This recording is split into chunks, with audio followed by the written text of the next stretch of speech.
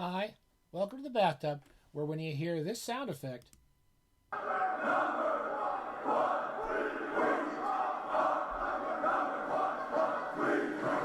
know it's time for one of the most popular theme shows in the bathtub, which is, and none of them are popular, is the, what is it called? This is called the All-Bathtub Hall of Fame. This is where we award a special, distinct, I didn't even get the thing down here, hold on a second,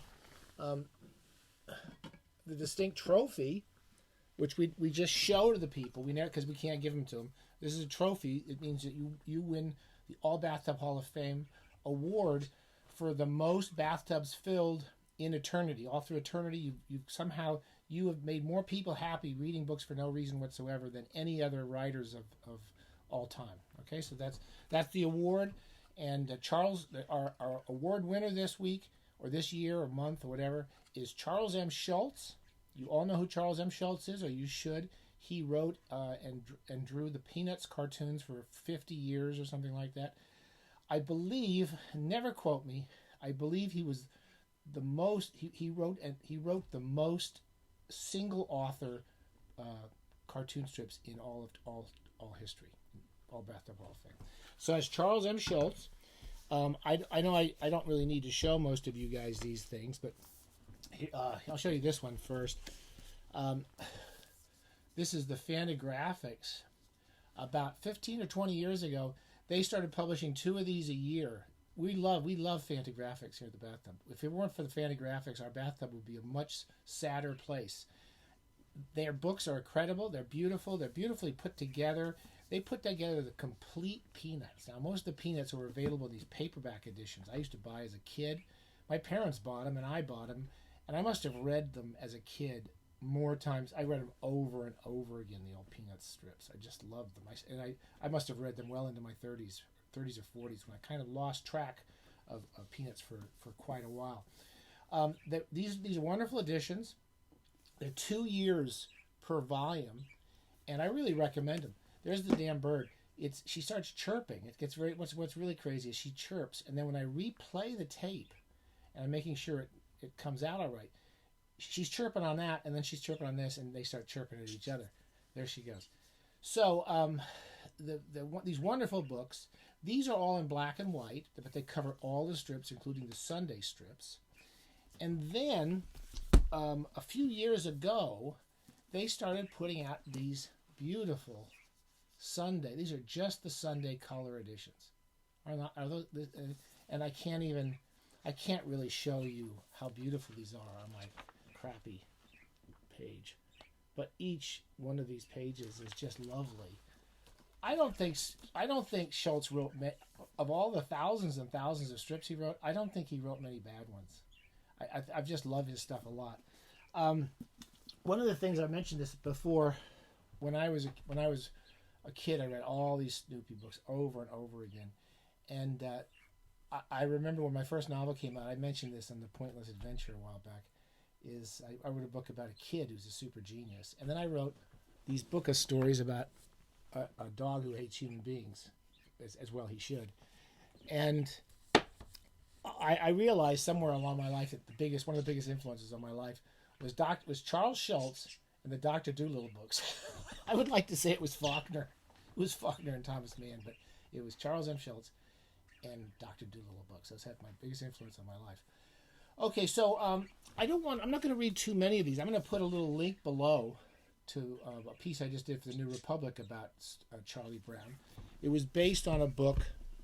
See how well we planned this? A book I just reviewed and talked about called Charlie Brown's America, which is quite a good little kind of history of the political issues that Charles Schulz did get involved with, even though he wanted to write an apolitical strip. And the other thing is a lot of people know Schulz from the cartoons, which is kind of sad because the cartoons are every one of the cartoons, from the Charlie Brown's Christmas to whatever that last horrible thing was called Snoopy, they really are no indication of what the cartoons are like. The cartoons present a whole bunch of these kids and a dog, and then a bird and a few other characters show up along the way. And he really has a great gift of bringing these characters to life, and they become really interesting.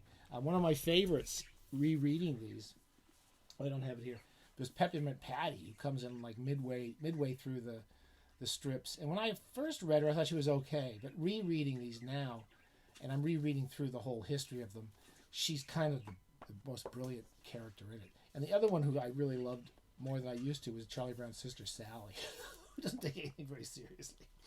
He also does something wonderful, which I had not really read his last 15, 20 years of Peanuts carefully. It wasn't that I didn't want to, just I didn't see newspapers as much, and lost interest in it for some reasons, and I just sort of lost track. But he starts playing around with he used to have the 4 panels. So most Peanuts dailies were 4 panels, and they're all even panels.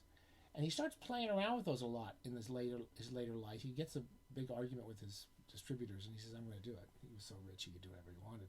And he starts doing single panels and 2 panels and 3 panels, and he mixes it up. And he uses each of the panels so well. I mean, I just want to show you one really quick one here. I don't want to get in trouble for this, but this is from 1989. I was starting my career, which I didn't keep very long, teaching at University of Connecticut, 1989. And here's two panels. It's I'll show it to you really quickly. It's Snoopy carrying his dog bowl to the house. He's got food in it, and he's taking his dog bowl into the house. And the next is just 2 panels. The next panel, Charlie Brown looks at Sally, and he says, "I think what happens is that sometimes he just gets tired of eating alone." And that's the whole gag. And it's really funny. I don't know why. And it's partly I'm spitting now in the bathroom. It's partly that you have an interior life for Snoopy, which is so much more interesting than those stupid cartoons where he just goes rah or whatever he does. He's really this articulate, smart guy. But then a lot of the time you see him from Charlie Brown's point of view, where he doesn't hear Snoopy talk, and he's sort of projecting ideas into this dog's head, which is what we do, of course, with our animals. And he really pulls that off really well. There's so many wonderful stuff in this. I've been reading now through. I'm up through 1989, 1991 about, and even that last 8-10 years of his are really worth reading. He's one of the few comic strip writers who I will eventually have read every single thing he's done, probably many times. It's always fun to read. Okay, that's it. I don't say much more about him except that he definitely deserves. Charles Schulz, we miss you. You did a great job. You're welcome back to this miserable half-assed planet anytime you want to come back. This is your reward. If you come back, your family can claim it. We don't give it to you anyway. We just let you see it, so your family can see it, and you can see it. And you really deserve seeing that award because you're a great, great, great storyteller. Finally, to go from the great from the sublime to the ridiculous, I'm still got a few more copies of this. The Millennial's Guide to Death. I distribute this free.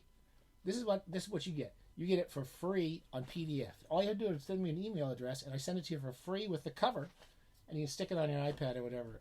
It's free. It's the best book you'll ever get that's free. It's worth everything. It's everything you'll pay for it. It's definitely worth every cent of it. And I also think it's a great book.